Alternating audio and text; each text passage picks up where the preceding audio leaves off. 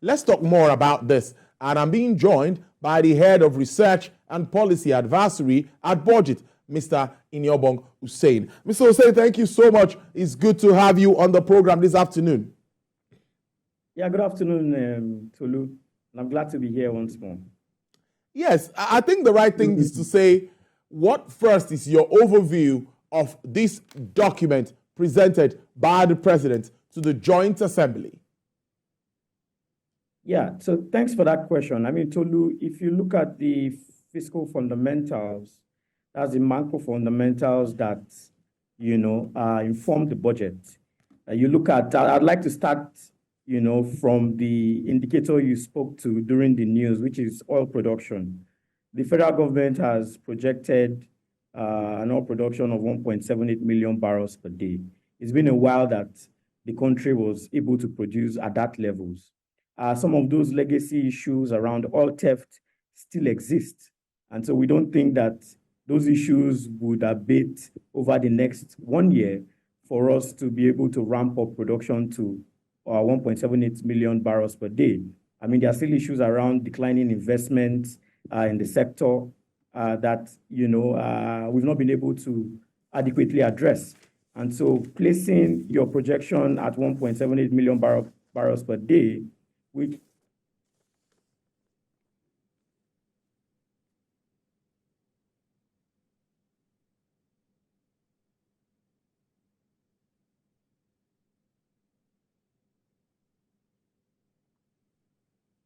to address oil theft. Till date, we don't know anybody who is currently being prosecuted in court for, engaging in these activities. And you know that it's practiced as, it's like organized crime. There are a lot of entities involved in, the outright theft of this very essential commodity, for the Nigerian economy. And if the government is going to be serious about ramping up production, then people who have been involved would need to be brought to book, and we need to, serve as deterrents, to others. If you look at the GDP growth rate, I mean, it's somewhat attainable at 3.76%, even if it's about 0.4% below what the IMF and the World Bank project for the 2024 fiscal year.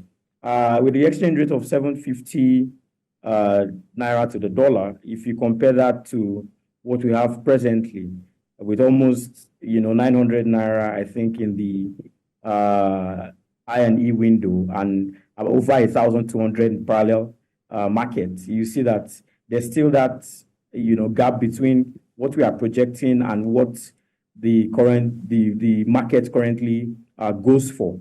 Then you come to inflation. I mean, inflation is one area that year in, year out, if you look at the previous years, we've always overshot what the projections were. And if you look at what the main drivers of inflation are at the moment, looking at energy, looking at food, these are also areas that, in the short term, we might not be able to, adequately address to drive down inflation to 21.4%. So it's important that, government is very realistic with some of these assumptions, because if you fall short of them, they have very serious budget credibility implications, which would impact service delivery, would impact your revenue inflows, and of course, would have great impact on your fiscal deficit, which would require you to borrow more to shore up that deficit. So overall, mixed reaction, it's a mixed feeling towards the budget. For CapEx, we're happy that we've been able to increase that cap for CapEx, but we're looking at how funds will be disbursed, to very critical items, right? It's one thing for you to increase the CapEx and for those provisions to be focused on people-centric programs and not, programs that a lot of Nigerians will consider either frivolous or, are not necessarily important at this very cool juncture in our development. A good way to look at it. I'm also interested in those assumptions and how feasible most of them are. But in a recent press statement released by Budget, there were some observations or issues raised regarding the 2024 budget proposal. I think there's a lot in this. So maybe you walk us through to make us understand it, then we stay with some specifics moving forward. Yeah, thanks, Tolu. So before the budget was submitted, when the budget was being put together, we had put out a statement on 10 things, 10 plagues, that we thought the Tinubu administration should avoid, if we're going to make progress from what held sway in the past. And the first item we had, mentioned was the need for the government to provide the breakdowns of the budget for very key revenue-generating agencies of government. And in the last couple of years, we've not seen the budgets of these agencies. For instance, I cannot recollect if I've ever set my eyes on the budget of the Nigerian Ports Authority or the Nigeria Customs Service or NIMASA.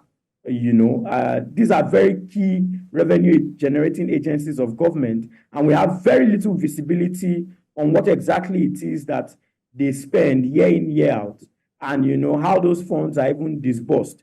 Because if you look at also the budget implementation reports, there's actually nothing on what exactly these agencies, have spent with regards to the budget in the previous years. And we are taught that coming into this new administration, that there would be a departure from that practice, but that didn't seem to happen with this year's budget. So if you look at the budget breakdown that was released, you would see that all of the items summed up to about 24 trillion, leaving a difference of over 3 trillion naira, which we suspect, are the aggregate allocations to these GOEs. And if you look at some other agencies which had the allocations in the budget, but without the breakdowns as well, you look at the NDDC. The NDDC, is one place that has been a cesspool of corruption. The current Senate President, Senator Godswill Akpabio, was part of a hearing at the House of Rep where he was told to off his mic.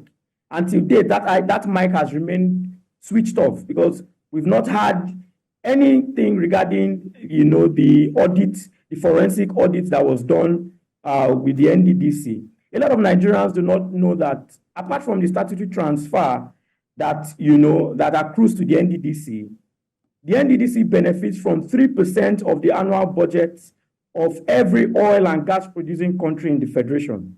And those sums go directly to the NDDC with very little, accountability for those funds. If you look at the projects implemented by the NDDC across the length and breadth of the Niger Delta, they are either abandoned or not even done at all. And there's nobody, and I mean, you can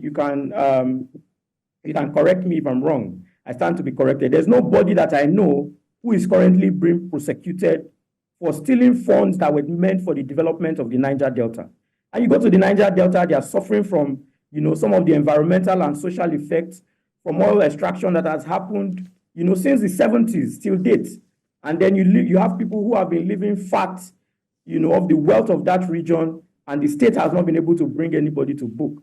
And so this would continue if you do not have breakdowns for what exactly this agency of government receives to be able to improve the lots of the people of the Niger Delta. We had also raised concerns with the replication of some items that we had seen in the supplementary budget. This is with specific regards to the renovation or the construction of residencies for either the vice president, for both the vice president and the president in Abuja and Lagos. When we added everything cumulatively, both from the supplementary budget and the 2024 budget proposal, it was about 28.3 billion.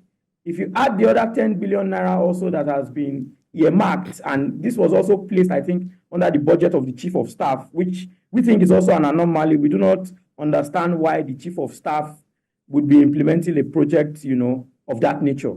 It raises everything to about 38.3 billion naira.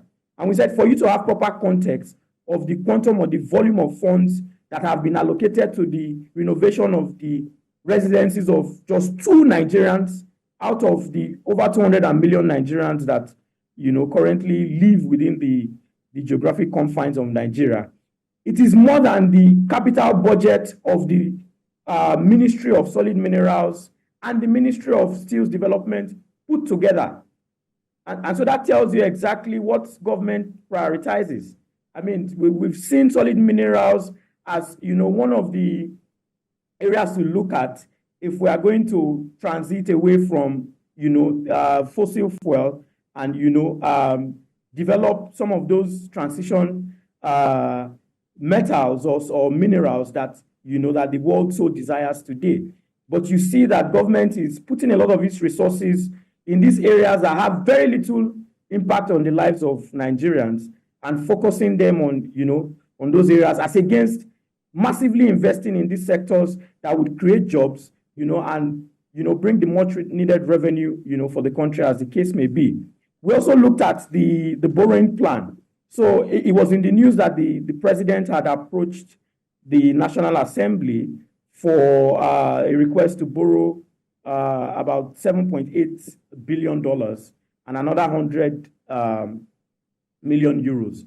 But if you put that side by side with what it has projected to borrow in terms of foreign borrowing in the budget, which is at 1.7 trillion, our estimates of the 7.8 and 100 million euros put it at 6 trillion naira. So there's some disparity between both, except the president is, or the government is saying that's the borrowing plan for the medium term, so 2024 to 2026, which will not make it right because you cannot be borrowing to fund budgets that are not currently in existence, which is the 2025 and 2026 budget. And so we need clarity on exactly what that 7.8 billion naira borrowing and 100 million euros borrowing plan is for, which budget it is, it is tied to, and so that we get clarity on these things. And so these are some of the issues we had raised. Also, we raised the issue around service-wide votes. Service-wide votes has been one area where a lot of funds have been spent with very little accountability. And the Senate also shares this opinion with us. The Senate had raised an alarm in June that MDAs were spending, funds of the federal government through the service-wide votes with zero accountability. The service-wide votes is supposed to be a contingency fund where government would draw funding from for unforeseen circumstances. But it is now being used as a different, avenue or channel for also spending government funds. And we think that there should be proper accountability brought to how the service-wide vote is managed. The service-wide votes grew from about 198 billion in 2018, and we have it at about 4.41 trillion naira now. And so it's important that that envelope is too much for us to have very little accountability for how these MDAs, spend these funds through the service-wide votes. So these are the issues that that we had raised, and we think that as the National Assembly, is reviewing the budget, that they are the issues that are brought to the fore, and so that we can make some headway as the case may be. A lot of work, obviously, has been done by Budgets looking at all of these pointers you raised in your submission. But let me ask you that, what does this really mean? Maybe how will this affect implementation or the actualization of this spending plan? So if you look at the GOE's budget, for instance, majority of the GOEs are supposed to be the main drivers of government revenue. Yes. They were set up to generate revenues on behalf of government. And so if we have very little visibility on how they raise revenues, how those revenues are spent, that limits what, our government eventually gets, from those GOEs as the case may be. The NNPC, of course, has always been an example in this regard where, for a long time, there was very little visibility around what exactly the NNPC was generating on behalf of government. And though some transparency has happened in some recent times, but we know that more can be done. If you look at, for instance, now, the management of the PMS price, we know that prices have remained stable for the past 3 months. And if you have fully floated your FX regime and you align market forces determine the price, it's unusual that that prices have maintained the same values over the last 3 months. The World Bank also cited it in their report today. So we feel that if there's some measure that government is taking to maintain the price, that it should be transparent about this, because it's when there are opaque operations around these sort of things that there's room for corruption to happen. And so when there's little transparency around the activities of these GOEs, it sort of limits what exactly government can get to implement its plans and programs that it clearly articulates in the budget. So if you are saying you are not getting enough funds to implement your health budget, education budget, to provide adequate infrastructure, provide adequate social protection for the vulnerable members of your society, it all stems from all of this. And so that's why it's important that, we are very, very disciplined around how we, allocate resources and how those resources are accounted for through the budget. A serious one there. Well, let's see how all of this plays out moving on. But before I let you go, the January to December circle thing is what many has also commended. This will help when it comes to implementation and actualization of some realities on this document. How does that come to you? In 2 minutes, please.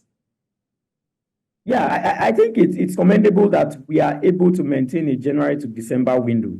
But I must also say that in the last 2-3 years as well, that we moved to the January to December window, the federal government has always found the need to extend the implementation of the capital budget for that fiscal year. So, like, for instance, in the first half of this year, we were implementing both the capital budget for 2022 and the budget for 2023. These sort of things leads to confusion. How do you reconcile the figures? How do you retire the funds? The main purpose of maintaining a January to December calendar year or budget year is so that you can retire one budget before you start the implementation of another budget. The implementation of a new budget will retire the implementation of another budget. But the practice where we implement 2 budgets side by side leads to a lot of confusion, and you cannot really track how resources are spent, across different programs. So it's a good thing to maintain the January to December window, and I think that government should muster off enough political will and clean up its processes to ensure that January to December window for the implementation of the budget is something that it maintains discipline with. I must thank you so much, Mr. Iniobong Hussein, Head of Research and Policy Advisory at Budget. Thank you so much. We'll keep a tab on all of these issues, and we'll obviously have you in when we need you as usual. Thank you for your time as usual. Thank you so much for having me, and compliments of the season. I wish you the same. Have a lovely day. Thank you.